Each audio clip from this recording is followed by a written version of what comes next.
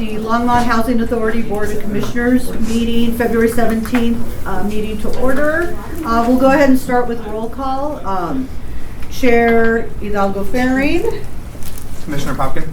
Oh, go ahead. We can just announce your name. Commissioner Christ. Commissioner Kalkoffer. Commissioner McCoy. Commissioner Marcy. County Supervisor Kendra Daniels. Jim Hole, Assistant City Attorney. Regional Property Manager Quincy Williams. Compliance Manager Tracy DeFrancisco. Harold Dominguez, Interim Executive Director. Molly O'Donnell, Housing Director. Lauren Sully, Assistant Director. Erica Morris, Executive Assistant. Sarah Lee, Public Safety. And we have staff in the back. Okay. So now we are on to agenda revisions and submission of documents. Do we have any revisions or okay? And then on to the review and approval of the January 14th, 2026 minutes. So moved. So it's been the motion has been made by Commissioner McCoy. Do we have a second? Second. Or comments? Okay. So it's seconded by Commissioner Marcy. All those in favor, say aye. Aye. Okay. So that. I guess you should abstain because I was not there. But Oh. I don't know that that's. It's not I don't know. necessary. It's not necessary. We have that conversation every time. Okay. So I said aye. Okay, Stick so with that carries unanimously. We are now on to public invited to be heard. Do we have any members of the public who would like to comment? Yes, no? Okay.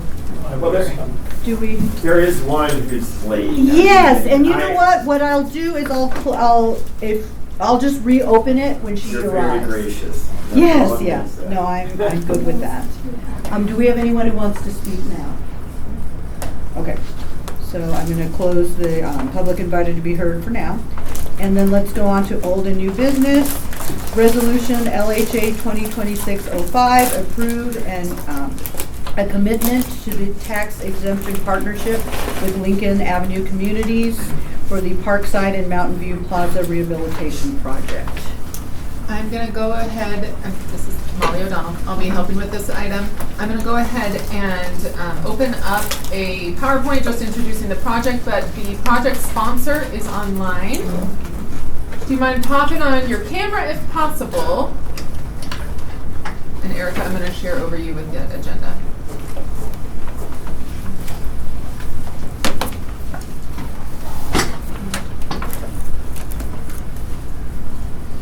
All right, we'll see if that works.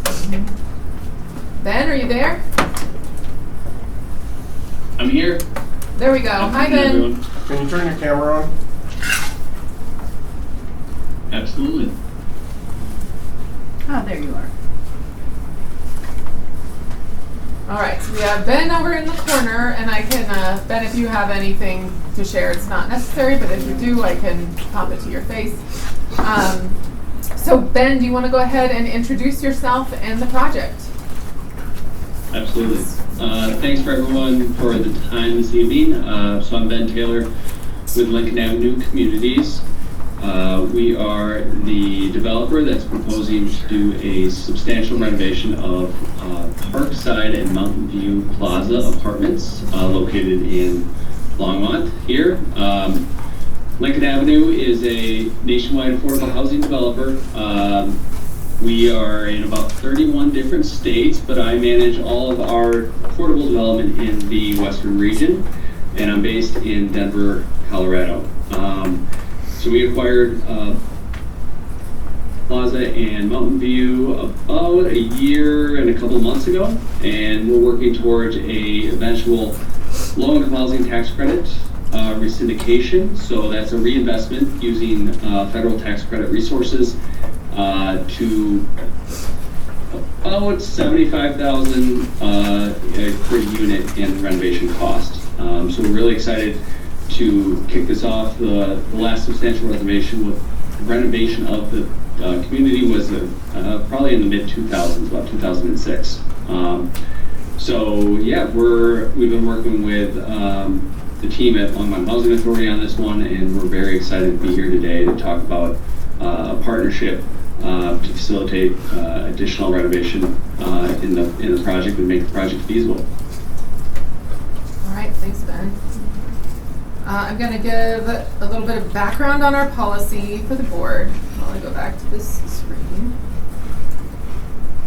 I did some pictures for you, just for background. So Longmont's had a property tax exemption policy in place for some time. Housing authorities are allowed to extend property tax exempt status through statute. That often does, if approved for that exemption, the project sponsors can also go to the state and they'll have the certificates needed to also get a sales and use tax exemption during construction only, which does support, that's a financing mechanism to help support the project. So in this case, however, we've been working with this project team for some time because this is a unique one. Usually most typically, I should say, we see these proposals come forward for new builds. This is an existing property that is currently on the tax rolls. It is a HAP contract property. That means it's 100% vouchered, and that contract is directly with HUD. So that is not passed through LHA in any way. But as those 20-year contracts expire, it is common for a new developer to come in, pick up an extension of, or I should say a new contract for another 20 years, often pair it with a LIHTC tax credit application and do a major rehab to preserve those units into the future. So our policy does allow for existing properties to come and request a tax exemption, but it does leave room for negotiation based on the specifics of the properties themselves. So I wanted to share for you I'm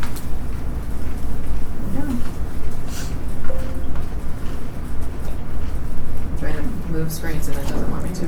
There we go, sideways.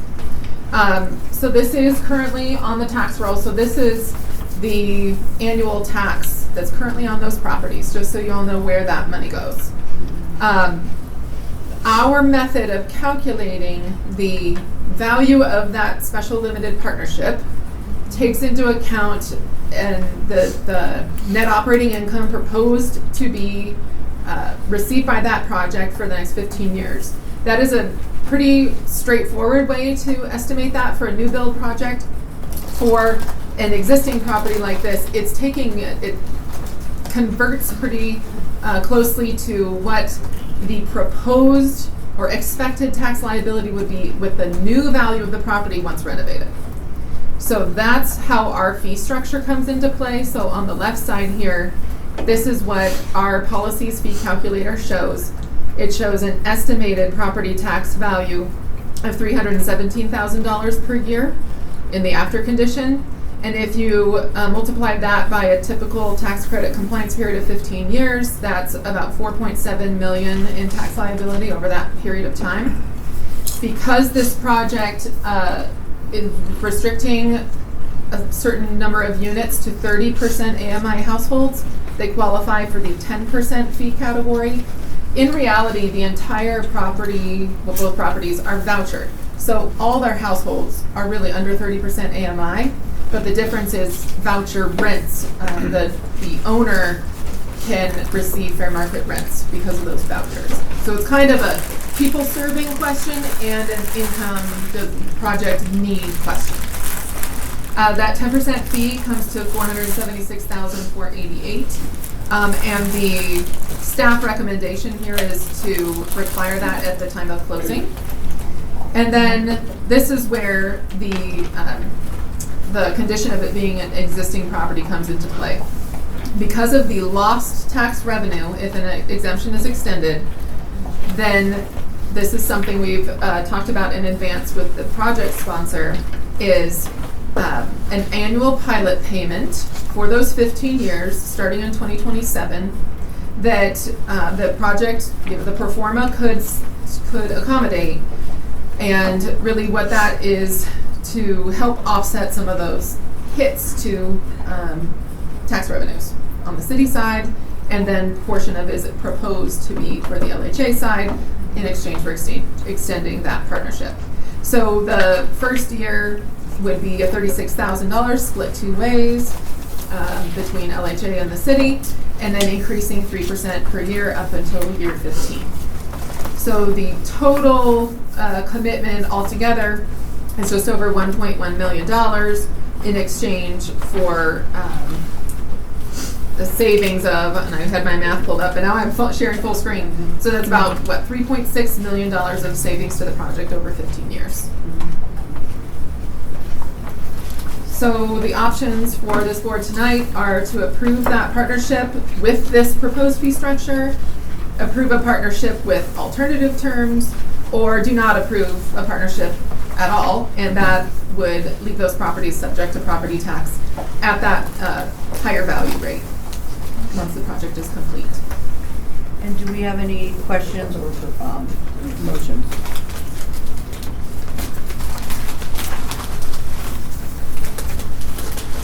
My original question, which I think you just answered, is that it's not just the city property tax, but also the county and the school district. Yes, that's correct. Which the school district is a huge part of property tax. Yeah, so what this does, in a normal situation, when the housing authority approves SOPs, all the property tax is waived. The key piece on this is that they use a pilot, which then is pushing revenue into the city and the housing authority to make up for the city's loss in tax revenue. Pilot is an acronym for payment in lieu of taxes. Sorry. Say that again. Payment in lieu of taxes. So, for example, this is the first time you've seen this in a conversation like this, but as we've talked about other development projects, let's say theoretically, the housing authority was going to entertain a project in the downtown development area or the southeast urban renewal area. We've contemplated in those projects in the pro forma building in a pilot fee because they are tax exempt. So if there was urban renewal increment, we could build a pilot fee into that to help pay what they would have paid in taxes. So we've thought about that in terms of projects that we would develop internally. After 15 years, what happens? Is it full-on property tax? Because that's a huge hit. It is, unless a re-syndication comes through, where they're going to work on tax credit and do a rehab again. But typically, that 15 years is an estimate. It would take an action to change up the ownership structure to actually remove that. I mean, it's only a huge hit if you're actually not planning for it. Right. Like, Yeah. you would, if you're planning your financials appropriately, you would Yeah. know that that's going to kick in after year 15 or year 15. You have a plan in place. The 15 is, the actual partnership could vary from that 15. It's really, we use 15 years as a typical number just to say, this is the financial benefit to be able to use math and come up with a number in terms of helping your decision process. But it's either on or off. There's no phase in. Correct, there's no phase in. Really that pilot is kind of that middle ground option where it wouldn't be taxes paid, but you could negotiate terms in there for some sort of financial benefit in a different way. Okay. Do we have any other questions or I comments? have a quick question. What are some of the renovation ideas that, is there going to be upgrades to HVACs, and is it going to help the residents of those buildings? What are some of the ideas around this rehab, and what will happen with the property in the future? Sure. Ben, do you want to answer that question? Were you able to hear it okay?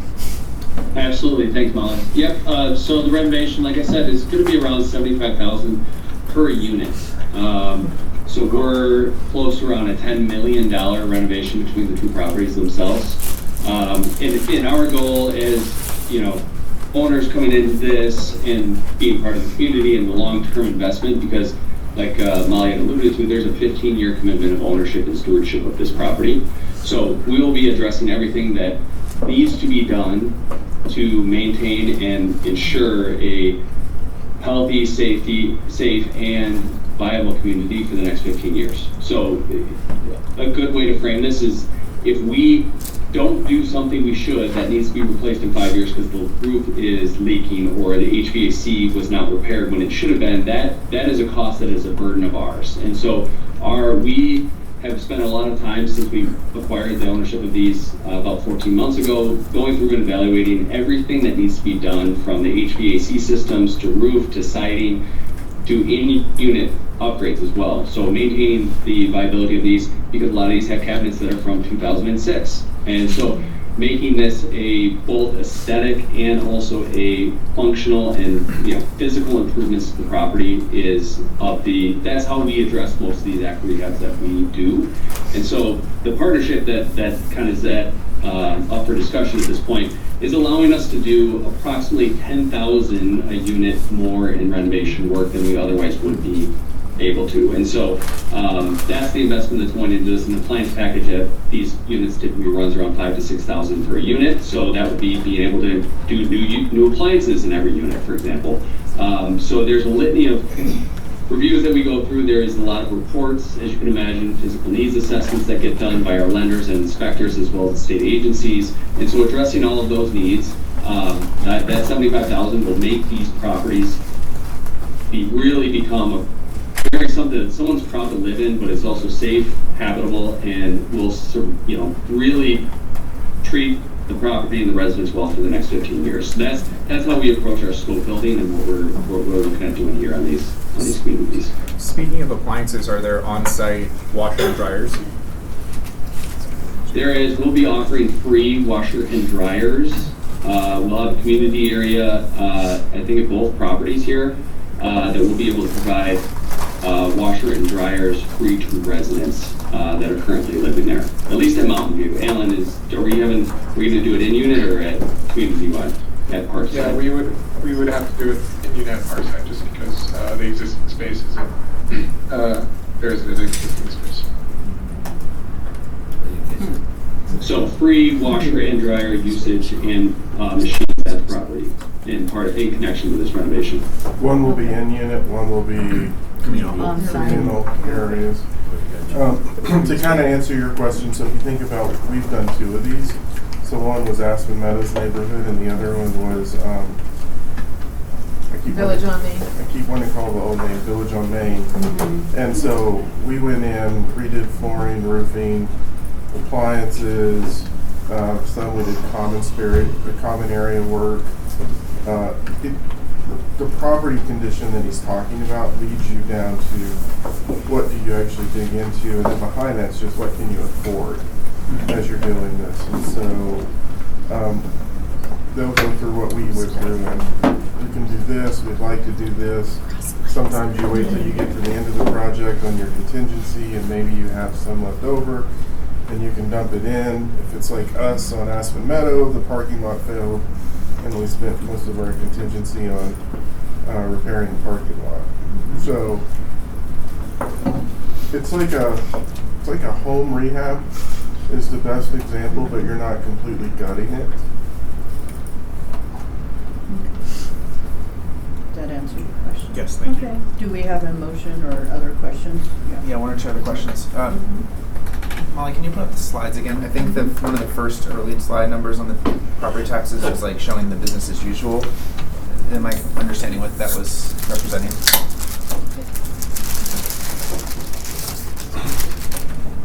This one? Yeah, the existing tax liability. So is that saying basically that without any work done, operating kind of as in a business as usual situation, we would expect just under 1.85 million in property taxes collected? Yes, in a 15-year period. In the 15-year period. For all taxing entities. Yes. In this case, if you look at the city side, it's just over 15,000 a year. Where are you getting? Oh, you're seeing So general fund. city General fund. general fund Yeah, under yeah, each. So the 993.97 and the 63.54 together. And so the property, the tax exemption we're talking about here is not for county and water district. It would be for all. It would be for all. It's for all, but The housing. paying the pilot fee To the city. to Half of that is to the city and half of that is ongoing revenue to the housing authority. Okay. So this will come back to city council for a vote as well, or just here? Just here. Okay. So do we have a motion? Sorry, I had one more question on this. Go for it.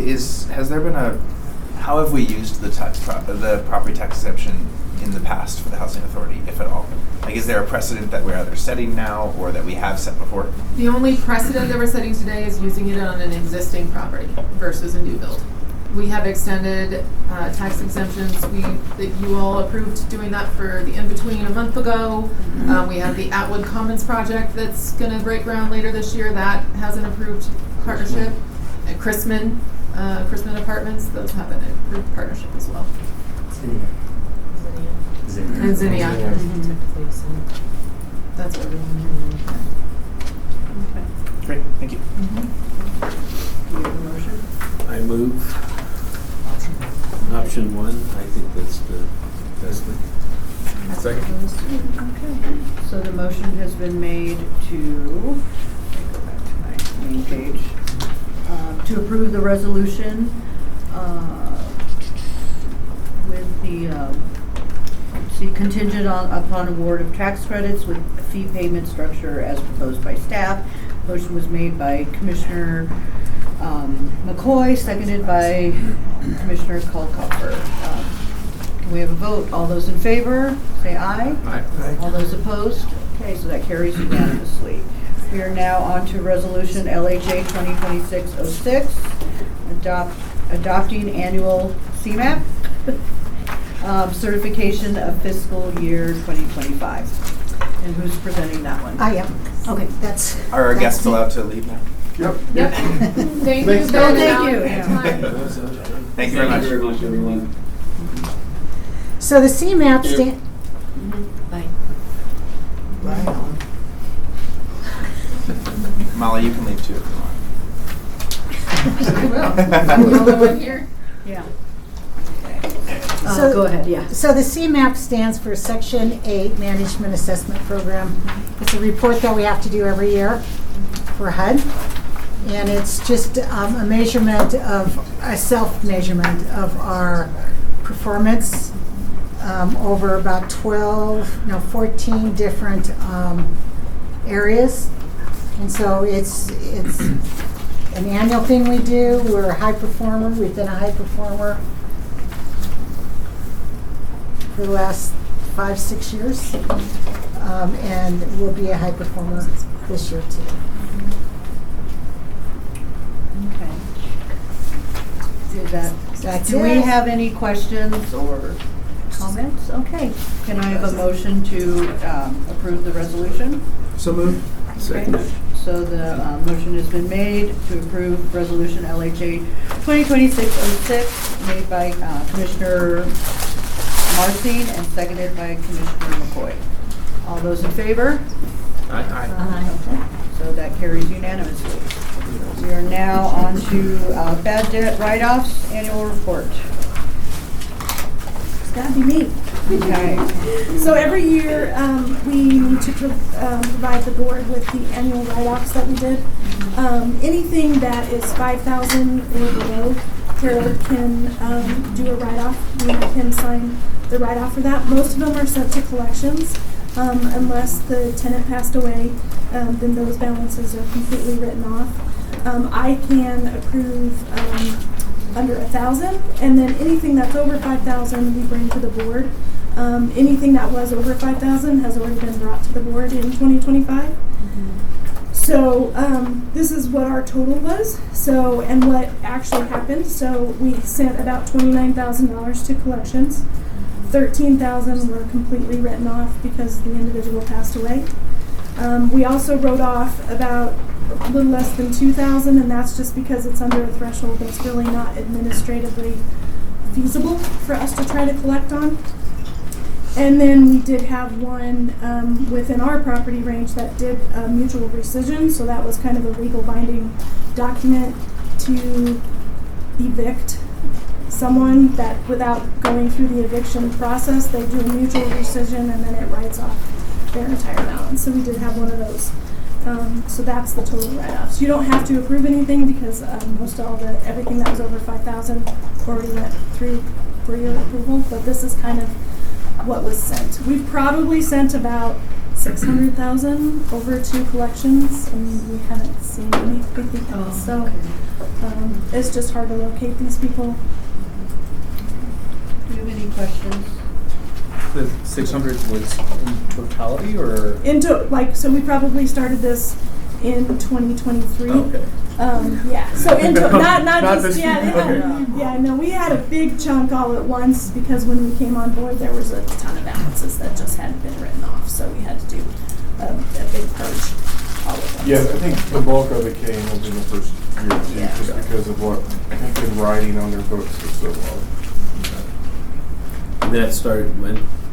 2023. Yeah, 2023? Or- Yeah. It took a while for us to get Oh, to that's that. right. It took us that long to go through all the financials. Oh, okay, so it was backed up. Yeah, so it could have been So- 5 or 6 years, 7 Right, years okay, that's before. But as we were trying to straighten out the financials, it was 23 when all of that fully got clear. We got clear with that. Yeah. My only question is for the suites apartment. So we have one in collections for $10,526.16, which is higher than all of the other ones. How do we get into that high of debt? So with the suites, because it's a project-based voucher, if you have somebody that's not paying rent, and maybe they got disqualified from the voucher program because they're making more money and they actually should be paying more, or a particular, if there's meth, they'll lose their voucher. Then you have to go through the eviction process, right, to get them out. But their lease basically says they take on the full amount of that rent. So then the subsidy rent that is no longer being paid by the housing authority or MHP gets put on the tenant. So it's not truly 10,526 that we would get paid from that resident if they were on the program? Or is it truly 10,526? It's 10,000 since they lost their voucher or had to go through the eviction process to actually get them out. This one might have actually been, this one I think was abandoned. No, this was the abandonment. This is the abandoned one. Oh. So we found out that the unit had been abandoned and they lost the voucher for several months because I think she moved and was almost using it as a storage unit. So then we also had costs to clean out the unit, go through the eviction process. It was a weird situation. Yeah. Thank you. Yeah. Any other questions? Okay, let's go ahead and move on to our LHA 2025 accomplishments and 2026 goals. I know. All right, I'm gonna go ahead and take this. Oh, right. You know what I forgot? To put it on a lemon. Oh, my 17 paper. Yeah, either way, I think your message here is, this is the goals document that LHA has been operating off since early 2022. This is not the ideal setup for a goals document. Really what this was, and this is something that I've reported out each year about our prior year accomplishments and what to focus on for the next.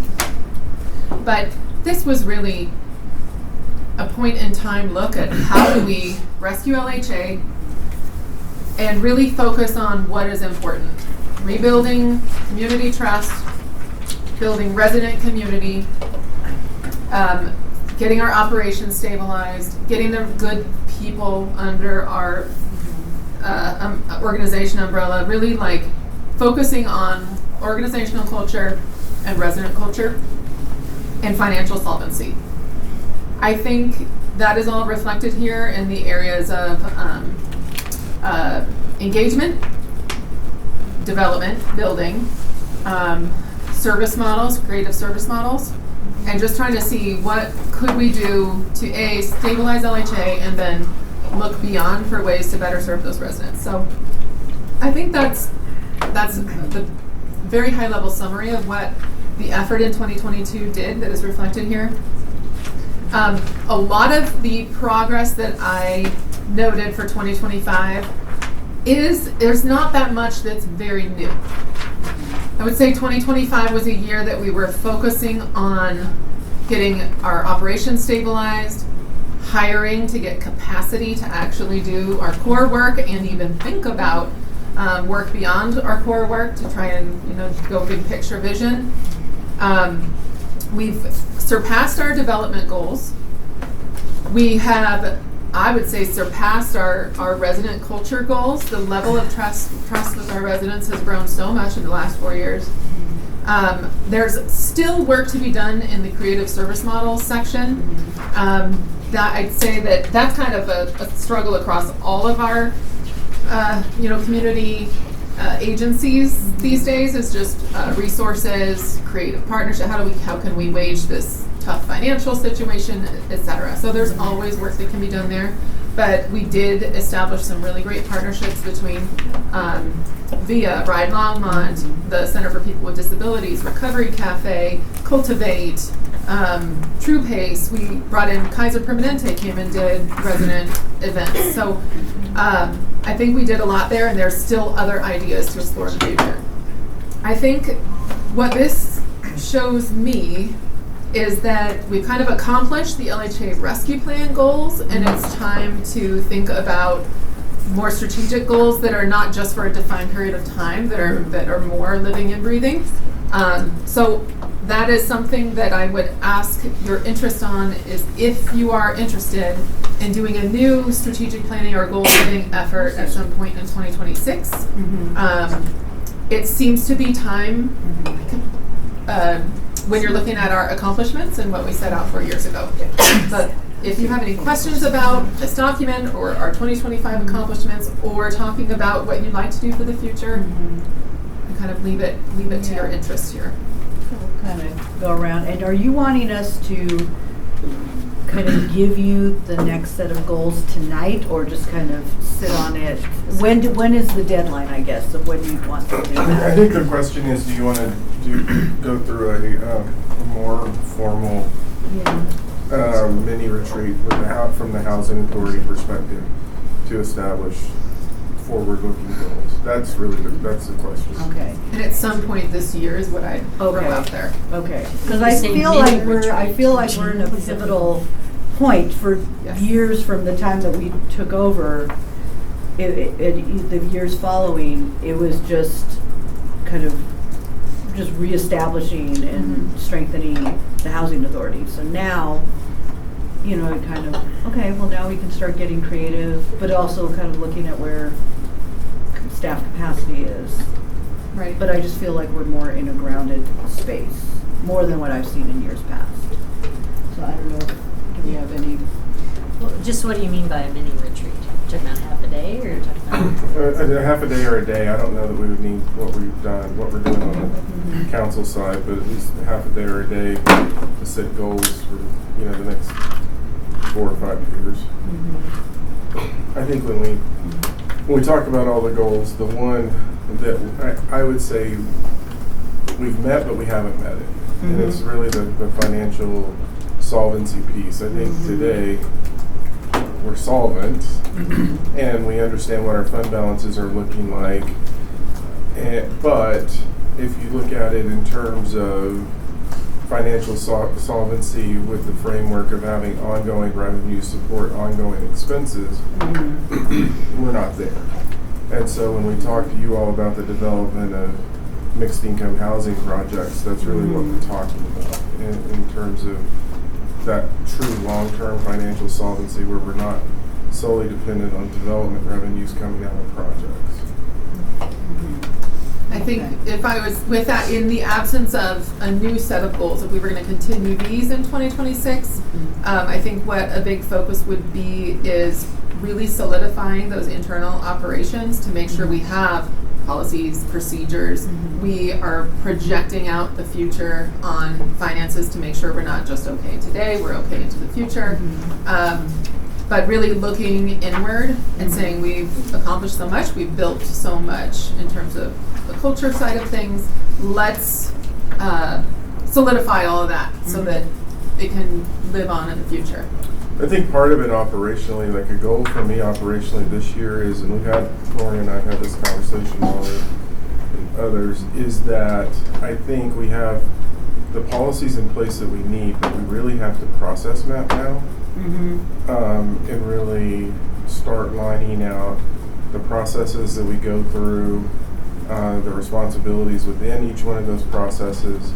So it's not people searching for policies, you're essentially creating the standard operating procedures as we're going through on a regular basis. And that's been one of the hardest things, I think, for us, because as I look down this road, it's like there tends to always be some kind of crisis that we've been dealing with. But I think we're at the point now to really start the process mapping, because what that creates is budgetary discipline, process discipline, in terms of making sure that we're following those processes into the future. But more importantly, we're actually creating documents when you have natural turnover, that there's a roadmap for somebody to utilize. So for example, a process map on bringing someone into a unit is you take all the policies that we've created, and we have a pretty basic document that says, this is how you do it. This is how you cash the checks. This is how you take deposits. This is how you move through all of these processes. So it's really getting into the details now. One of the things, when we end up with these write-offs, I remember having this conversation about $10,000, you know, with Commissioner Yarborough, and it always gets to $10,000 before we write some of these off when they're our housing choice vouchers. So, and I don't know if that's anything that we can intersect earlier. So a lot that of was something we discussed before. Yeah, a lot of with the housing choice voucher is if somebody passes away, you're only allowed to get 14 days from that. The problem on our side is some of these people don't have next of kin. And if they don't have next of kin that can turn over the unit to us, we have to go through the eviction process. And that can usually take sometimes 2 to 3 months. And then not just that, then you have to have the sheriff show up. So that's another for next of kin. I know, you know, when you rent an apartment, a lot of times they ask for next of kin, or they ask for, you know, people to call in case of emergency. Emergency contact information. But not necessarily next of kin. But is that inhibited in any way? I mean, can you ask for that up front so that you know? Well, in some of these cases, like with the suites, it's people that are homeless that may not have an emergency contact or a next of kin. Their emergency contact is often their caseworker. Is the caseworker. Wow. Okay. And I would say just seeing what they've experienced, and we can talk about the suites. Unfortunately, it's not uncommon, even in our age-restricted units, where they just don't have one. And isn't there isn't there a form that people can sign so that you don't have to go through the eviction process if they? That is a legal question that has come up in the past. Is there something they can sign on the onset that they don't have next of kin, they don't have anyone to pass their, you know, belongings to? Kind of a disposition type form. I think it's a little gray in those cases, because they could change their mind, it doesn't get updated. Yeah. It'd be like creating a will. Yes. Is that what you said? It's kind of like a transfer of property. We've asked the question before if there's a process. The other advice we've gotten is there's some process with the Boulder trustee, but they don't do anything with it. Public trustee. Yeah, the public trustee. Yeah. It's a useless process. Okay. And evictions are 60 days minimum, so you will be waiting 60 days. Well, it depends, because if they paid their rent and then they died early in the month, you've got to wait for the rent to not get paid, give 30 days notice, wait for that 30 days to end, and then go to court and wait for the sheriff. 90 days. Could be. We do have eviction special counsel that I can maybe probe this question a little bit further with. The closest thing I could see is some sort of like non-probate transfer, which those processes aren't quick either, frankly. And then if there are next of kin who show up they could argue they have a right to the belongings, and if we've already disposed of it, now we're dealing with a legal process. But couldn't that go into asset forfeiture, and then if the state holds it for 5 years, is that the way that goes? I should know, I'm on. No, civil asset forfeiture. But it doesn't happen very often, so. Do we want to get into the business? No, we definitely don't have space to hold. Yeah, we this can't kind hold of their stuff. belongings. I mean, this has happened before where we don't know what to do with these belongings. We legitimately don't know what to do. That's actually why you go through the eviction process, because the eviction process actually short circuits a lot of the things that we're talking about, where it may be 3 to 4 months, but it's still faster And legally cleaner clean. and cleaner than other options. So then, disposing of their personal property once we've gone through the eviction process has a clear legal chain for us to follow. And then there's Interesting. probably It's always also so bad. going to be unwillingness on the part of a lot of tenants to create like a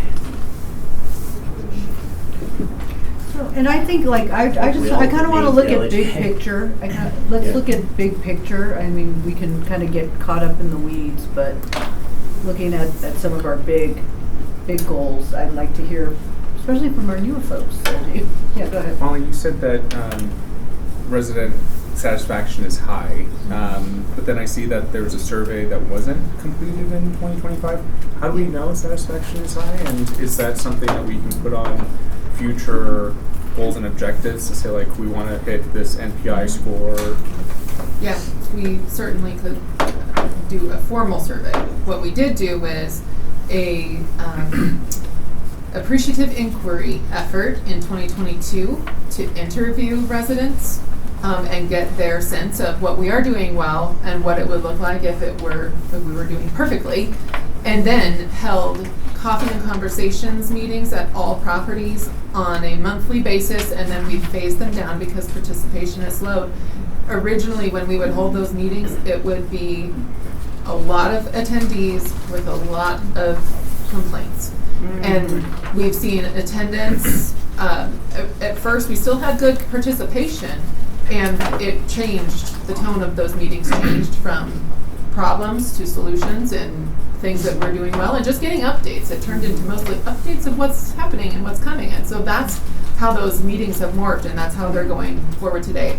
So we can tell from the the amount of staff time that our folks are handling resident complaints. We can tell from our coffee and conversation, the general topic of conversation and the presence of people. So we have anecdotal knowledge that this is happening. The survey was always something we wanted to do. We wanted to do a lot of that groundwork first, so people at least were aware of what we were working on. But that's always a possibility in the future still. Because if we're going to do a mini retreat, thank you for that. If we're going to do a mini retreat, I would like to see satisfaction of residents, but also of the employees, of what we can do to be better internally as well. If we can have some kind of data, if we are going to be doing a goals and objectives retreat, somehow have some kind of a data starting point for us to say, like, hey, like, this is where we think we're failing, let's set up these new goals and objectives based on the feedback that we're getting internally and externally. So building on that, I was actually going to ask, what is the frequency that we update our housing needs assessment? So we updated it, we did the first round in 2023, and we are in progress of doing it right now. But it does use mostly census data, so that's always a little bit of a lag. But we are also doing some specific surveys of at least apartment housing providers so that we can get a gauge on the changes that are happening in real time. And that's on the city side. Yeah, do we have, right, I was just asking because the housing needs assessment was listed under 2025. Do you have a sense of when we expect that update to be complete? We have the consultant under contract, so it should be by mid-year. That, I think, just building on Commissioner Cockhofer's point there, like, would be a particularly valuable input for us to think more strategically going forward about what needs are we actually trying to fill. Yeah. I was going to suggest, if you were interested, that fall would probably be a good timeline for staff capacity and for these reasons. Time for prep for this type of thing. Right. And if I can add really quickly, I think goals are great, But I think what LHA is really lacking is a strategic vision and mission statement. We don't have one. Like if I'm filling out an application for funding, I'm using the blurb of, in 1975, the Longmont Housing Authority was created. And it's just very like, dry. So keeping that in mind too, using whatever input you get for any kind of retreat to craft a vision and mission really helps give us that guiding focus on what we choose to do and what we choose not to do. And potentially get us more competitive for other funding as well? No, it's not really. It's just, it's more, if you ask people like, why do you work here? It aligns with why they come, their why they come work for public service, what's Gives us an important to them. identity. Yeah. Yeah. And I think it's the right time to the point. I think we talked about it and we all looked at each other. You may have been on the board. And we were like, we really don't know what that is right now because it is so all over the place. There's a lot of triage. I think we're now at the point where we do need to do that. Yeah, just one other, maybe two comments. One, I think I saw this last year for the first time, and I was still trying to make sense of and contextualize a lot of it because, and yes, it was on bigger paper, but like it was still a lot of information to digest. Yeah. So truly, I think like I can say now 1 year in, like kudos on like the stabilization efforts and all of the progress. Not perfect in every unit, and we probably never will be, but like all of the progress that has come so far in terms of like the rescue plan, like that's huge. And the fact that we're having this conversation, and I wasn't even there, members of the commission here or the authority who've been here much kind of more in the early days of this rescue plan, like kudos. Like that is no small feat to be able to be at this stage and kind of be trying to turn the ship in a proactive direction. I guess if this is too much of a tangent, let me know and we can take it offline. But this is the first I'm hearing of the Royal Mobile Home Park acquisition. And I was wondering if you could just share a little bit more context for that. Sure. Including like, do we have multiple mobile home parks? How often do we consider these, and what prompted this? So this is no longer a mobile home park. It was destroyed in the flood. So we call it the former Royal Mobile Home Park. It is located down south of First, right along St. Vrain. I see. So the Storm Drainage Fund bought that, the city's Storm Drainage Fund bought that for the RSVP project. There's a remnant parcel. And because it was a naturally occurring affordable housing before, council's goal was for it to be affordable housing again in the future. So the Affordable Housing Fund used ARPA funds to buy it out of the Storm Drainage Fund for the purpose of a future project. Then the transit station development came along, and do you want me to? So I'll jump in. So to make it easier, so Storm Drainage Fund bought it. ARPA funds bought it from the Storm Drainage Fund. You said this was making it easier? Yeah. Because I'm pulling out the Affordable Housing Fund because if it's that, then there's other issues. So it's Storm Drainage Fund, ARPA Fund, because the Storm Drainage Fund needed to sell it. Then the First and Main Transit Station and the Kaufman Street project came forward. Then we ran into drainage issues. And so then all of the funds owned the parcels on Boston and Maine. So then we're exchanging the Royal Mobile Home parcel for those parcels. So from a value perspective, it's better, but then that's to put storm drainage on to support the First and Main Transit project. Otherwise, the development challenges would have been even more. So it's a series of steps we've had to go through as we're moving the process through. So. Gotcha. Stepping back from that specific location, do we have we ever considered acquiring mobile home parks in terms of like kind of stabilizing kind of the? Not to date. On the city side, we have supported rock acquisitions. There's one or two mobile home parks in town that did a resident-owned community acquisition with Thistle, and we have supported that, and some of them have asked the Housing Authority for like operational support in that way a couple of years ago. But we have not bought out an mobile home park only assisted or supported those that are trying to become resident owned. Yeah, the market costs are pretty high. And so I think Of acquisition. Of acquisitions, especially if they're not, I mean, typically if they're low enough, they'll go into that ROC program. If they're, I mean, if the owner's really looking to monetize it, then the costs are pretty high. And so when you look at what we're putting in financially for a traditional project versus an acquisition, I think you get more units in the additional, you get more additional units. So, yeah. Thank you. The city also acquired and subsequently sold one mobile home that was part of that mobile home acquisition. A single mobile home. A single mobile Yeah. home. And I can tell you that the legal complexities of it are pretty advanced, and so it would take quite a bit of work to get up to speed on that. It took a lot of my time to do that one purchase and sale, and I know a lot of HCI side as well.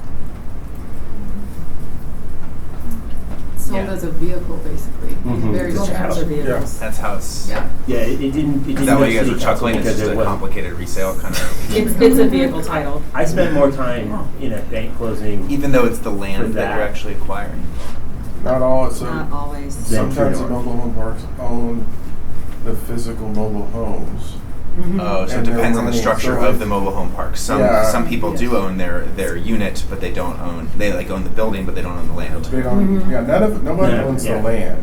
Right. That's Some own their units, others rent the units from the owner. Worth one. sometimes the park owner takes Park ownership model. of the units themselves. But when evictions come around, it can get really complicated because if those units are owned by the tenant, then you have to move something that hasn't moved in 30 years. Do we have a sense? Do we have a sense of our housing stock in mobile homes, like what the different structures are, and we have that data? Yes. Okay, I'll drop you an email. Thanks. I'd say capacity. That's if you're thinking development, that was a particularly heavy lift.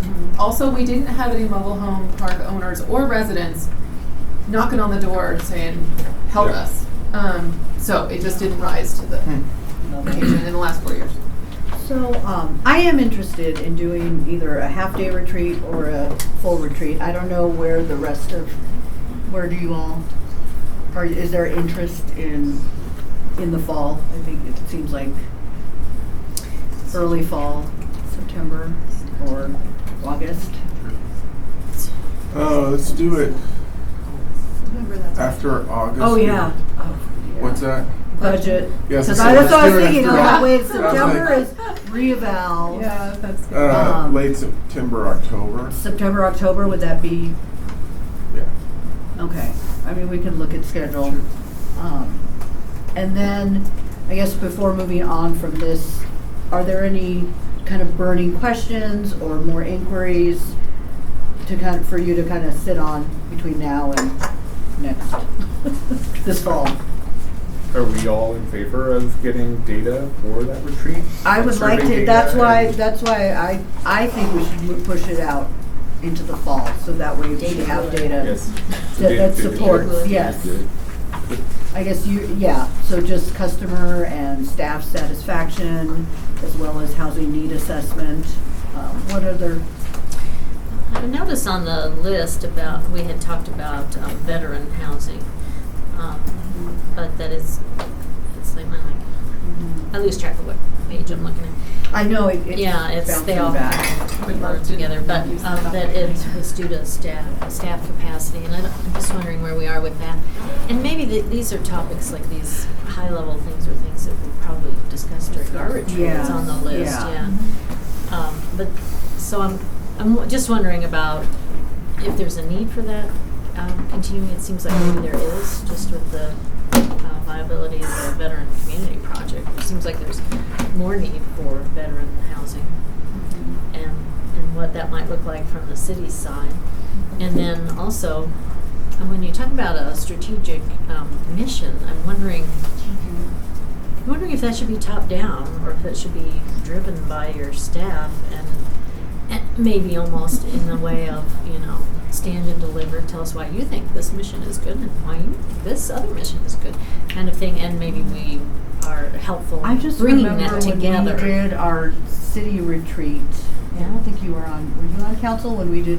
Longmont is the greatest village, and No, I think, remember I that? think you're the only one. I'm that's it. Oh my gosh. It all comes down to you. And No You pressure. sound like Yeah. that wedding planning that some people. yeah, the wedding planning. Oh, My God. preference I know, would that's be why I'm saying. from the One- bottom Boots on the up, ground. and that's One yeah. thing I We're did ready. fall would also help so that we could engage Yeah. the employees before. Yes, and that's where I think when that information comes back to us, it allows us to come together. Yeah. Yeah, we can tweak a little bit. Because that was part of that conversation. I didn't really care for that conversation a whole lot because I felt like it was very much top down.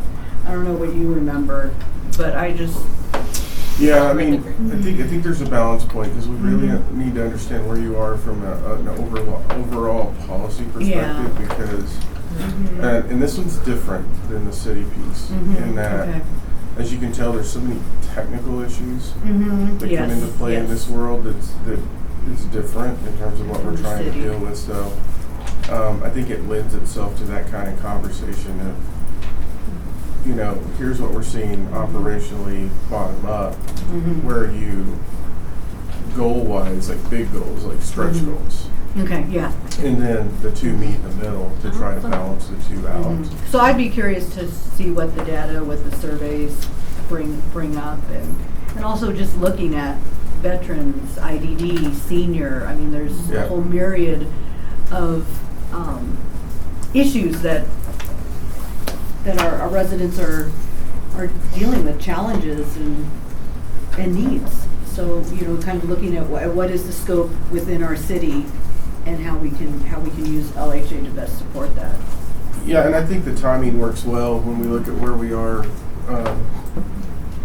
Thinking true north, we're probably going to be moving people in. We will have moved people in by then. Yeah, our first closings are targeted for And I think Yeah, that's understanding the data coming out of that process in terms of overall housing needs, because I think we're seeing it's about a 50%. I think I'm safe to say it's probably 50% washout. As in they apply, but they're not eligible. Right. For the most deeply affordable for sale units. And it's not necessarily income eligible, it's more, can they get a bank loan? It's debt to income Debt to piece. income, yeah. So I think understanding that when you're trying to reconcile with what do we need, that's going to be an important data set as we're looking to the future, because I mean, it's when you think of debt to income ratio kicking that many people out of the process on affordable homeownership at that level, what is that like on normal housing, which is now we're getting real data to really understand We're seeing what the market in can real time. people afford and what type of units can they get in versus conjecture as to what we think. So you think we'll have that We're- an initial like a synthesis of that data by the time we would be talking about in the fall? Yeah. That would We're be saying September or October, I think, is more. Yeah. October, late September or October. Okay, before we go on to the executive director report, I'm going to insert our public comments at this time. So I'm going to do a little executive privilege here to go on to public invited to be heard. And you will have 3 minutes. I'll go ahead and time that. Whenever you're ready. She said if I can get out of my chair. Oh, yeah, no, take your time. I'll get started as soon as she starts talking. Okay, so you want me to stand? Anywhere that's comfortable. Wherever you want. Okay, well, you can't see me like this. Yeah, yeah. Okay, hi everybody, I apologize for being late, but I didn't realize we even started at 5:30. And so I didn't get changed my schedule, getting you on time. Do you want to move up front so they can get you on camera? Oh, How about that? okay.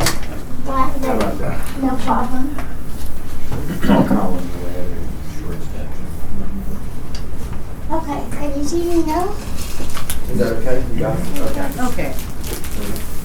Yeah.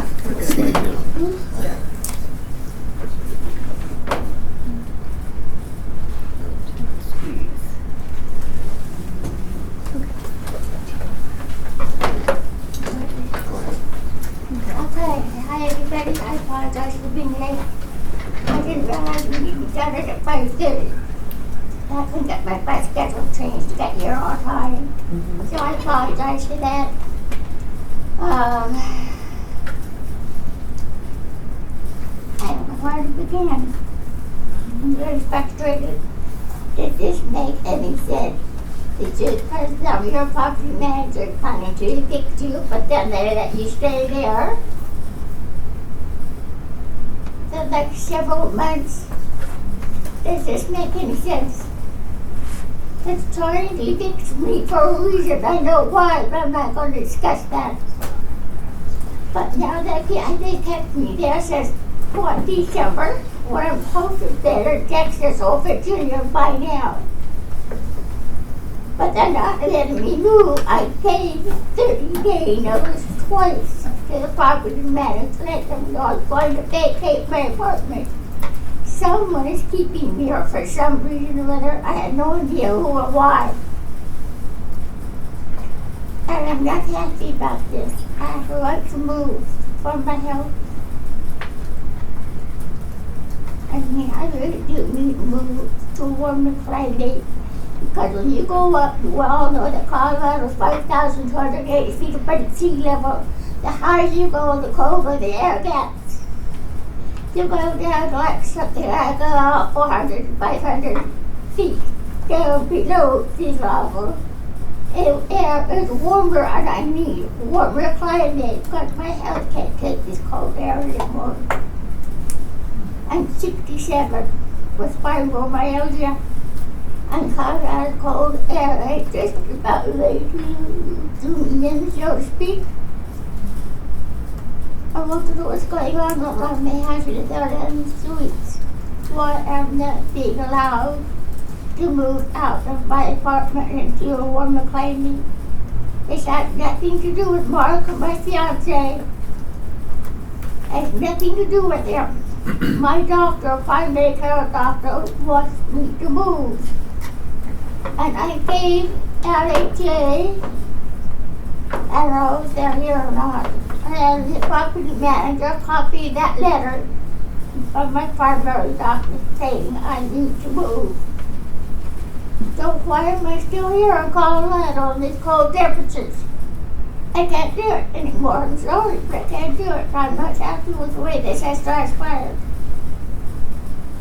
But I think somebody's just, in my opinion, I hate to sound judging, but in my opinion, someone in the streets has got a big mouth. They can't respect my privacy. They can't respect my confidentiality. Because anything I tell them is confidential. So that means it stays with them, not go living it out to everybody else in that building. Okay, so that is time. There it is, yeah. Okay, thank you. Thank you. Okay, so now I'm going to close public invited to be heard. Unless we have somebody else. Okay, go ahead. Stay here or go up there? If you could stand, and you can stay there if you just stand, and you have 3 minutes. Okay, my name is Mike Sandoval. I've lived in Longmont for over 50 years. I've been paying property taxes for over 30 years. I'm a landlord, and I'm just talking about some tenants. You talk micro, I talk micro. Basically, I just saw something about Loveland, and they're getting rid of a lot of the homeless people. They're sending them to Greeley, they're sending them to Fort Collins, and maybe now they're coming here. So, okay. Let's see. I just also say that I got one of my tenants. She was on probation, mental health, ADHD. I kept her in my basement, and basically, she's now in, I called Longmont Housing Authority, I got her registered. Thank you, you accepted her. She's on 100% voucher. Her dad's an alcoholic, he passed away. Her mom's schizophrenic. She has no family members. So thank you for helping her. But I got another guy here, he's a foster child. He's like 22 years old, he's a tall white boy. And his foster mom, probably at 18, he graduated from Longmont High School. She kicked him out because she's not getting money anymore. So he was homeless, he was in Longmont housing, or the Longmont, the housing, anyway, he was there, but he was talking to other people, which he didn't like because it was druggies. And anyway, he ended up in my house and my basement. He's not paying anything for months. I'm paying everything. I'm paying property taxes, I'm paying utilities, and it's my house. So I'm gonna remodel it. But fortunately, over 2.5 months after me paying, I did call Foster to see if they can give him some support. And they said there was some options, but he had to move to Boulder or Denver. They said Denver's the best place. So I told him about that. But anyway, he found a job here in Longmont, and he's now moving up. He's going to be able to, he said, probably find a place to live in Loveland at this lower cost. So that's that. And my other concern about growing population here is that there's a drought, and there's less water, and the people living here, you know, we got to survive. We don't water our lawns. There's less oxygen coming up. So I'm like, okay, what problem is that going to be? You know, we just got all these multi-unit apartments. They're covering the ground with concrete, and it's creating more heat. So, okay. So I'll just say now that I'm a senior, property taxes are going up. I'm sending one of my tenants with families. I got to raise the rent because of property taxes and mill levies. And they're deciding, they're a little nervous. There's more stress. Like, should we still live here in Longmont, or should we move to another state, this town that's less expensive? Definitely more other states are less expensive. Okay. Thank you. Okay, anyone else? Okay, so now I will close public invited to be heard and on to the interim executive director report, development update. Sure. So I wanted to start with some good news. If you recall, we finished that large year-long rehab project at Village on Main over a year ago now. And we installed solar panels on the roof in partnership with LPC to benefit the property. So we ended up with a rather large system, and we have our first year of savings to report that we are reporting to LPC because in this instance, it's a senior property, so LHA pays the utilities on behalf of the residents. Before the renovation, we had 72 individual meters, which meant meter read fees for 70 times 72 that LHA was paying for. And then between converting those to a master meter and adding the solar panels on the roof, our first year savings totals $33,836 in 1 year of energy cost savings. So that doesn't pass directly to the tenants because LHA already pays their bills, but that results in cost savings to the property, which we were then able to pass into baseboard heat upgrades, because that's something that they were functioning okay when we did the rehab. Of course, right after we finished the rehab, they started to fail. So luckily, we had cost savings at the property to be able to handle that right away. So I just wanted to deliver that kind of good news, showing our progress on some of those efforts that we worked so hard to put into place when we did that project. Generally, for development updates, we Sorry, are. Can I ask a question on that? Yeah, sure. So that project there, are the savings more from energy cost savings, or are they from like the master meter? It's half and half. It's half So and half. it's $8,800 from consumption savings and $7,700 from the meter fees. Sorry, how do we get to 33? I'm sorry. 16. I'm reading two subline items. Gotcha. 8,800 plus 7,700. That is our consumption savings. I see. And then on top of that was the fees. Thank you. Okay, so Thank you. Is there any, like, I know this is year one, of data from this, but is there thinking here on, because like obviously LPC is kind of in network, if you will, but if there are genuine operational savings from the meter efficiency piece of this in particular too, is that something we're thinking about for other properties? Where it makes sense, yes. So Ascent came on right after this. And in that instance, we're talking new build, so we can build in the metering how we want to. And in that instance, it was even more unique where LPC actually owns the solar array, leases the rooftop space, and directly credits the residents' bills, which they pay. So that one is more of a direct resident savings. But I'd say generally, in terms of all of the aspects that you would consider regarding size of array, how we meter it, all that, it kind of depends on which side we're talking about. Gotcha. Is there any opportunity for one of these structures? I mean, I know the Ascent one is a community solar, more traditional community solar approach with the properties we were looking at earlier today. I guess LHA doesn't own. We don't own them, so that is something that they would have to work into a budget and see what would make sense for them. So all the not all, there are different characteristics in the property. So certain properties that we have, we pay all the utilities on those properties. And so that will look like this. That's where the master meter approach kind of kicks in. So that's a little bit different. So when this property was acquired, the Village on Main was acquired from the original owner, they built it with individual meters because it was a different type of structure. As it moved into that traditional LIHTC world, because it was individually metered and we had to pay the utility bills, we were absorbing all of that and processing all of those individual bills. So when we went through the resyndication, and this was an interesting learning moment on the city side, where this was the first time we really kind of looked at multifamily and solar panels. And historically, the city's process was they didn't want master meters in multifamily projects.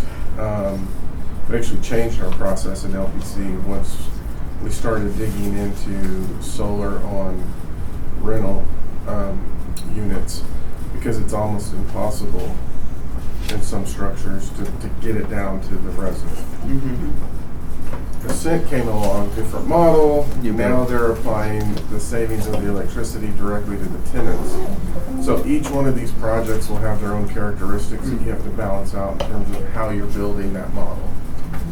But to your question, other properties, I think if we can ever move through the 202 on the Lodge in Hartstone and we get into that resyndication, that may be one where it makes sense to follow the Village on Main model, because I think it's already structured with a master meter. Cool, thank you.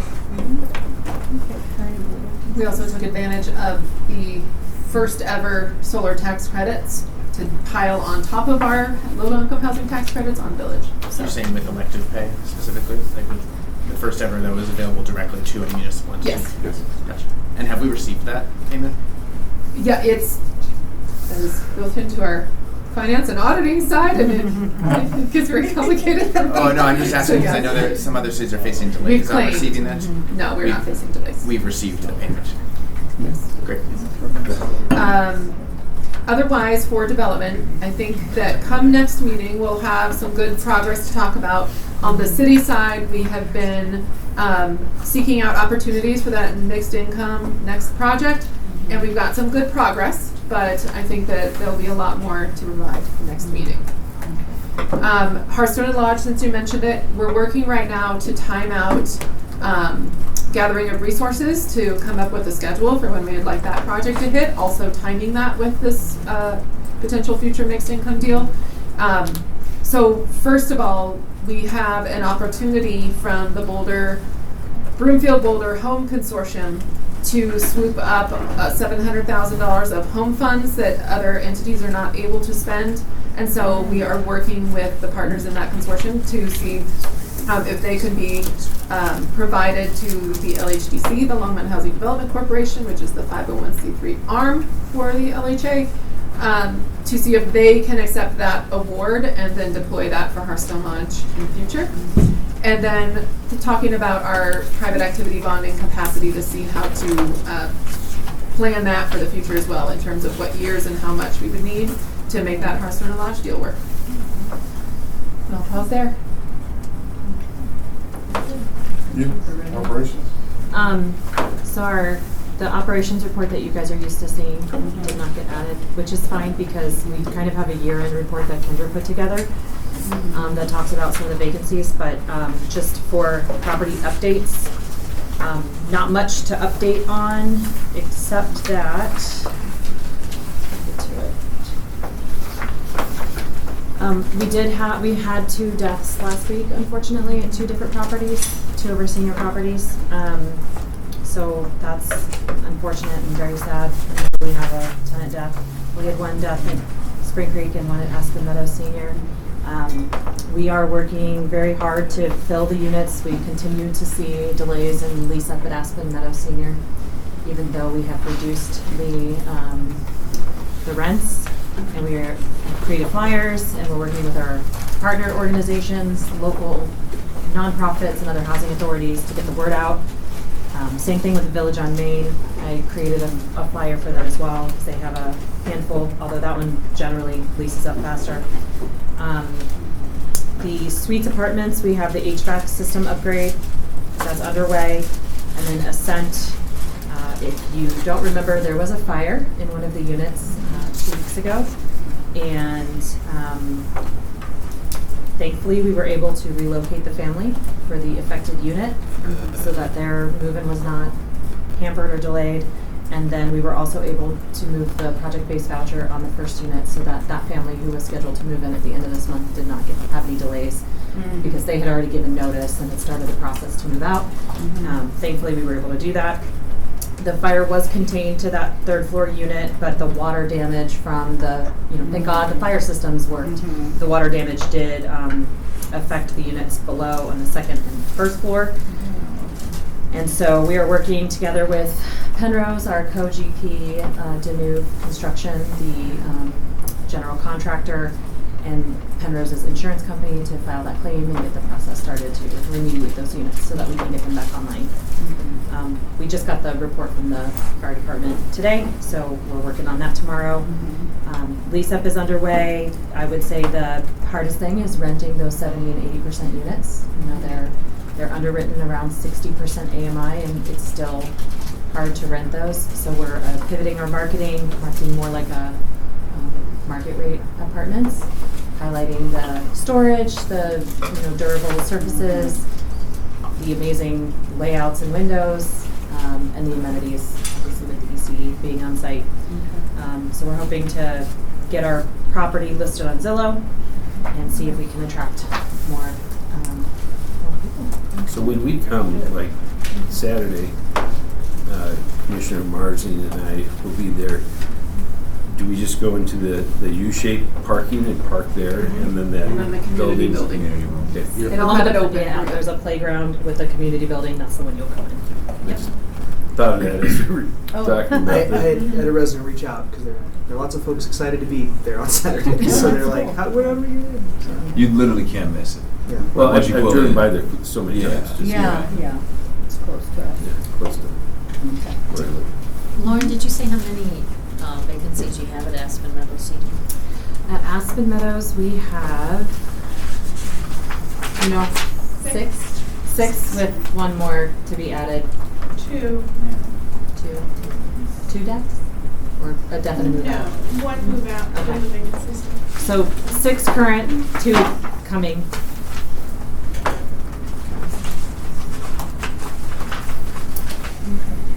We did also extend an offer to a community manager on Friday, and she accepted, so we will have a new community manager for that property. Maria, who's here, is our assistant community manager who has been holding down the fort since summer transition to Ascent fully. Working really hard to get those units filled.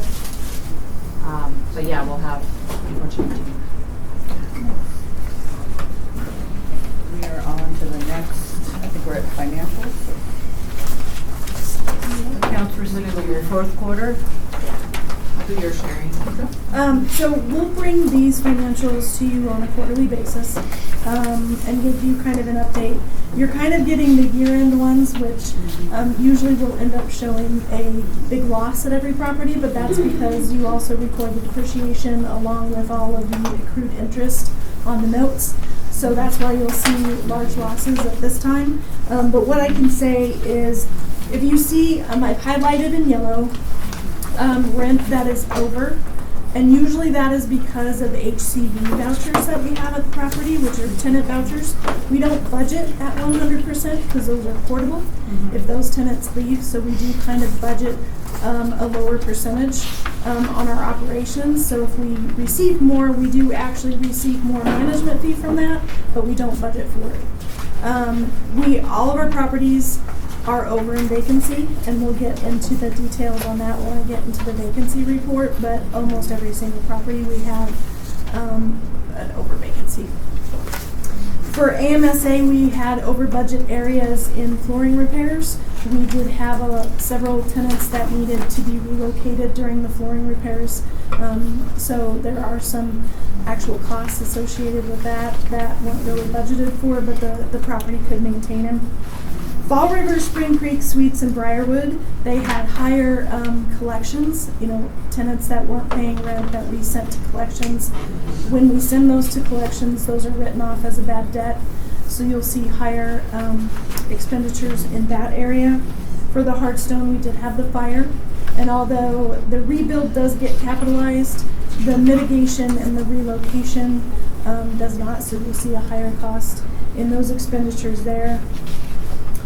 For VOM, we did have an increase in their insurance. And then Briarwood, we had a boiler leak and a boiler replacement. We actually went and put in a lower volume boiler because the reason it leaked was because it wasn't working hard enough. Okay. It was trying to, and then it overworked itself. So we lowered, the maintenance team did a great job replacing that boiler. And then for LHA, you just make sure I'm tracking with you. Am I just tell me when to switch? You're just doing a summary first? I'm doing this, a summary. Sorry to interrupt. Yeah, no, you're good. And then for LHA, we obviously had the shortfall, so we had more expenditures in our voucher program and did get some shortfall funding. The AR that is up here now, this is kind of a revolving process. You'll see a large balance, then we go through collections. You'll see a lot of past tenants in September that end up getting written off by the December process. If you see what suspense means in that, if you see suspense, that means the voucher agency will be pulling those funds back based on either they were deceased and they have to pull those funds back, or based on when the eviction occurred, what the voucher agency can pay and what they can't. Prepayments are technically, they could be assistance received from other agencies. They could be actual individuals paying at the very end of the month for the next month, and they'll show up as prepaid balance. But do you have any questions on the AR? I don't go like line by line on those financials, but if you have any questions or if you want to know so like the details of that, the balance sheet, basically I can kind of give you kind of a high level. You have your operating cash, and then you have your restricted cash, which is basically your security deposits, your replacement reserves, your operating reserves, all of which usually have to be approved by the investor to use. Then you have your tenant accounts receivable. Any other assets is usually your prepaid insurance that we have on the books. And then if there's any work in progress, we'll put that in with, and then you have fixed assets, which are depreciated over on an annual basis. We don't depreciate those monthly, mainly because it would cause confusion when property managers look at their operating budgets. They may think they're always in the negative if we did that. And then you have your current liabilities, which are liabilities that are due within the year, and then long-term, which is usually built between the mortgage loan and any of the notes, any of the funding that came into the project that had a note payable. So that's kind of what each property has built on their balance sheet. And then the income statement is revenue and expenditure that was just during the reporting period. So does anybody have any questions? So we can go to the voucher report then. So I'm showing a different voucher report this year. This is kind of something, oh wait, no, we have vacancy. Vacancy reports, yeah. So we wanted to give you guys a different look on the vacancy reports. This is an annual look. What this will do is it'll let you know technically what caused the vacant. So whether it was an eviction, whether they were relocating, if it was a reasonable accommodation, that's usually a transfer. It'll let you know when the move-out date was. For example, the very first one, which the move-out date was 7/27/2022 at Aspen Meadows neighborhood. For B2, that was a meth unit that took us quite a while to rebuild the entire unit and get it rehoused. But we did get it rehoused in August. And this will kind of give you the idea of where we are. It also provides you with the AMI of that unit, so you can see the larger AMIs we have, they're harder to fill than the lower AMIs. And we did two reports, one basically showing you the dollars that matches the financials, and then the days. And so if you guys have any questions on those. Yeah, I have two. So one, building on Commissioner Christ's comments earlier on like the deceased situation. Not to reopen that can of worms entirely, but I'm seeing a lot of the deceased, not a lot, but many of the longer vacancy months like contiguously from a deceased situation. And that's very interesting because that is clearly not on the tenant at that point. And it's just a function of the rules or the law. Is that really what's keeping that vacant? It's several things. You have next of kin that you're reaching out to. You're giving that next of kin time to come in, if there is a next of kin, to come pick those units up. If they don't have a next of kin, then you have to go through the whole... To pick the units up as in fill the unit, or to come pick up the property? To come pick up the stuff. Sometimes they don't even come pick up the stuff, so then we actually have to... Evict. And...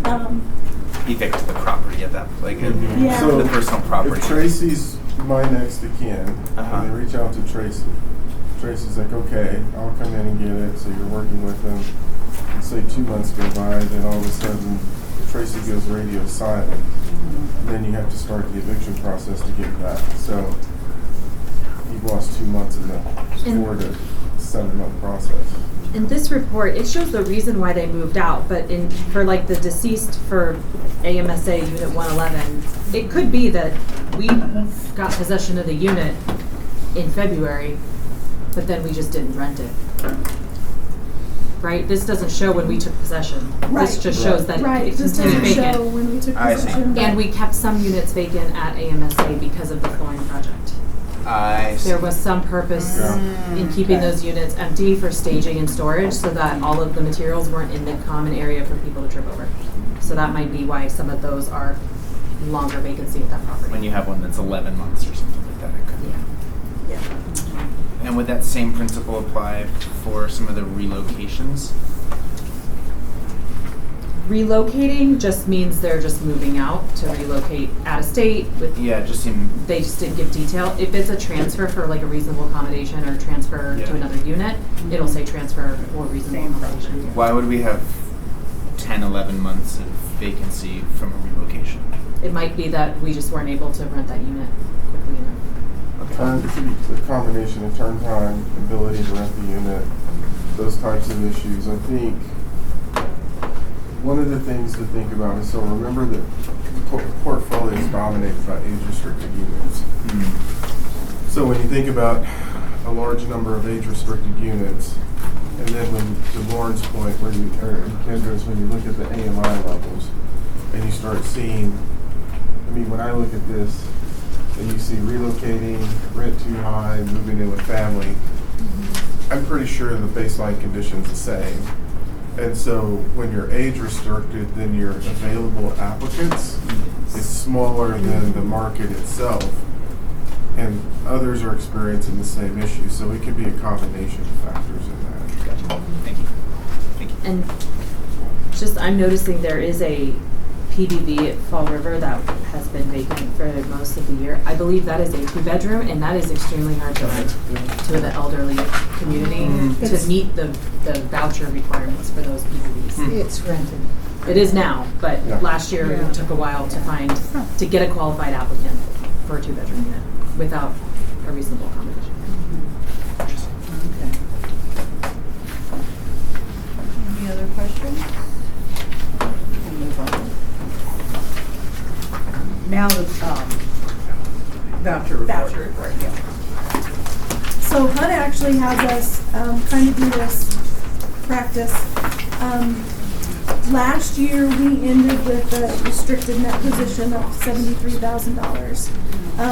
They actually didn't give us, they did give us shortfall funding of $24,000, but we actually didn't need it last year because we still had reserve money that we could use. But they didn't pay that until January of 2025. So in this particular practice, we have to still show the negative 73. You won't see that on our audited financials because we actually accrued the amount that was supposed to be in 2025. But then you basically go through and say what funds they disperse to us on a monthly basis, what we received from fraud recovery. Now realize this is only half of what we received, so we received $16,000 in fraud recovery, but we actually received $32,000 because 50% of it goes to the actual HAP side and 50% goes to the admin side. That's how HUD does that calculation. So this is basically the HAP process. Then you'll also have, so you get your total revenue and then you have your total expenses. So our total revenue, we had $7,293,000, where our expenses were $7,210,000. We ended with a net restricted position of $9,245. So we don't have a whole lot of money still. We still could be projected in shortfall depending on when the PBB vouchers for Ascent go in, and so we're monitoring that on a monthly basis. But that's kind of where we stand today.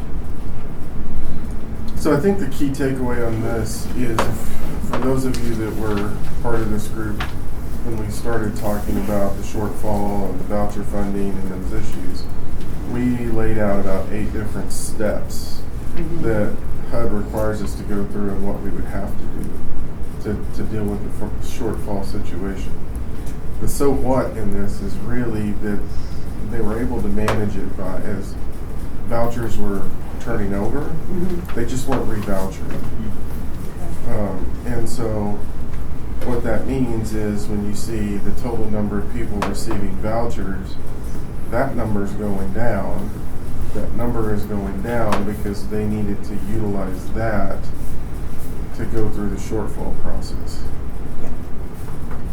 So they did a lot of really good work to not take us to the extreme condition, but it is at the cost of losing people or not being able to re-voucher because we had to absorb those to meet the financials.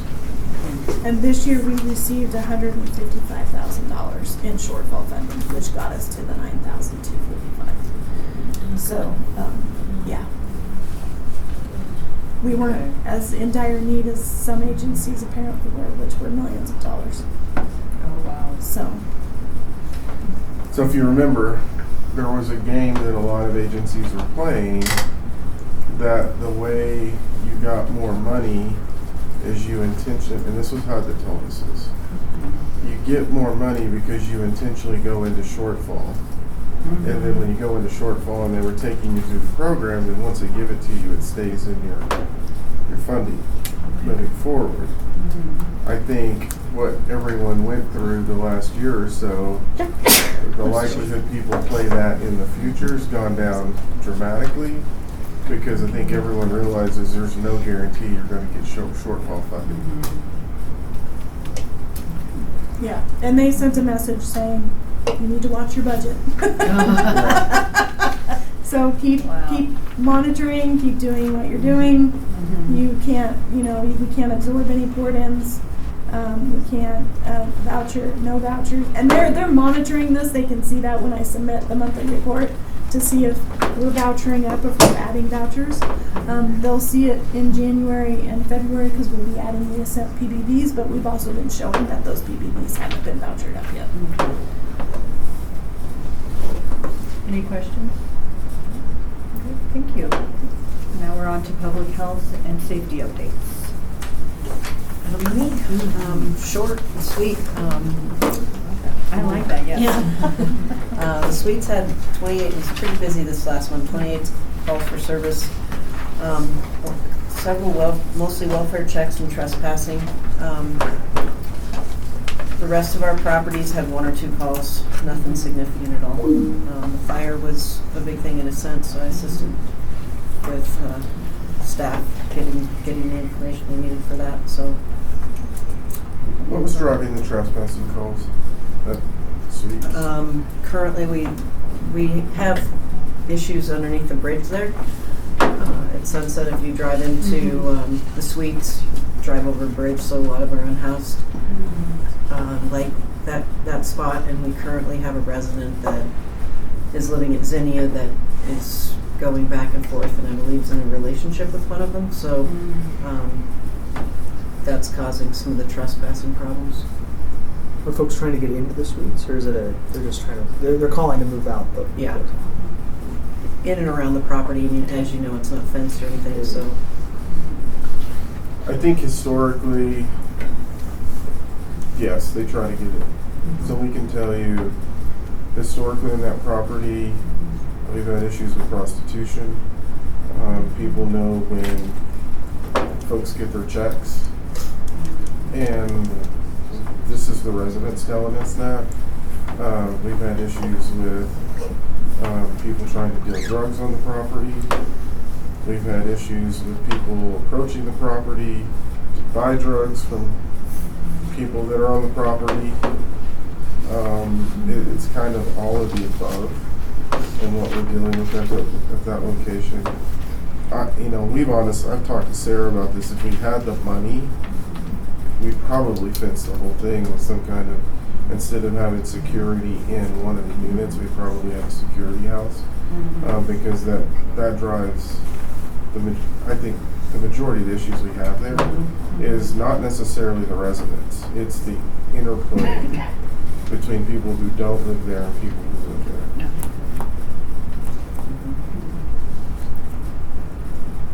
Any other questions for me? Any other questions? Okay, thank you. Now on to commissioner comments. Go for it.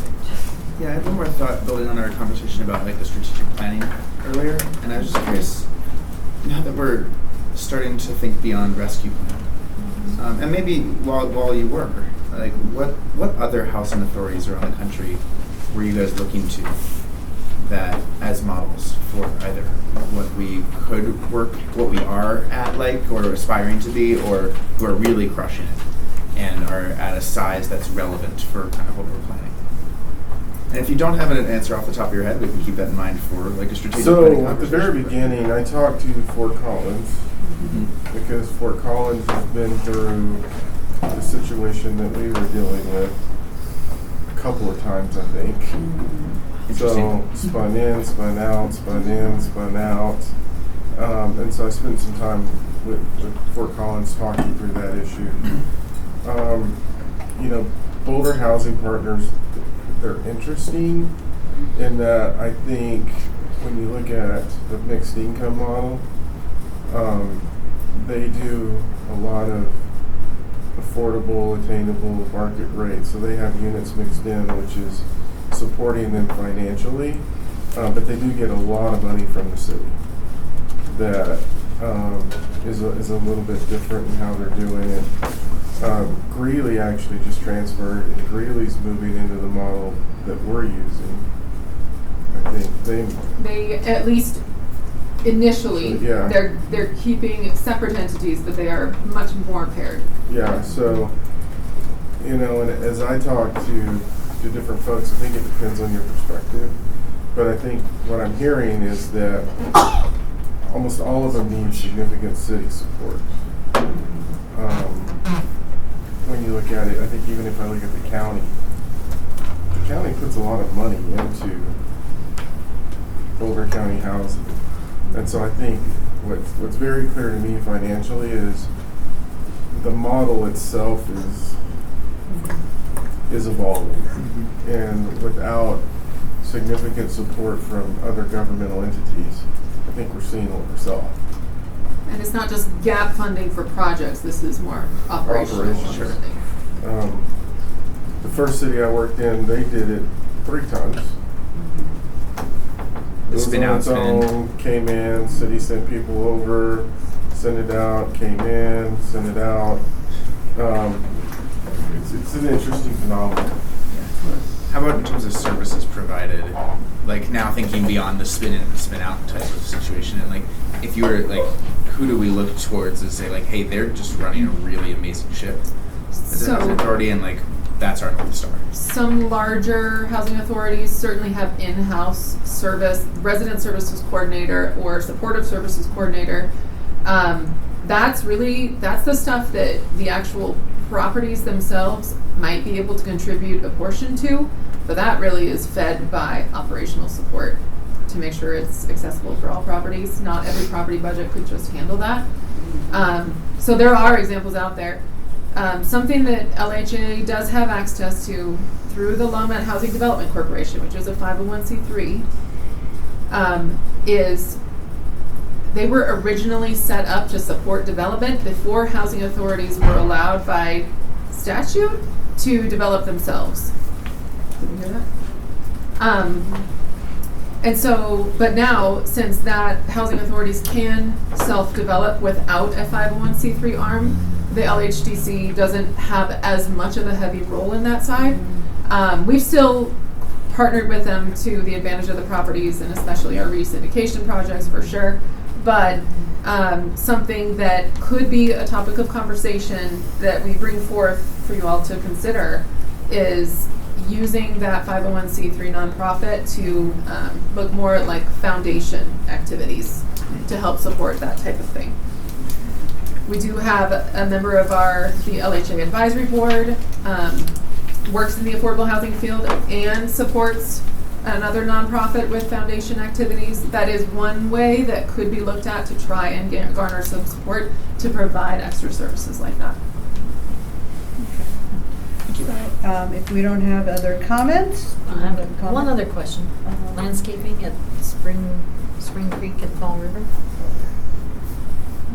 Are they going to be replacing trees this spring, do you think? Trees would be under the purview of the forestry team with the city. I think they did replace some, or they cut some down last year. They took out a bunch.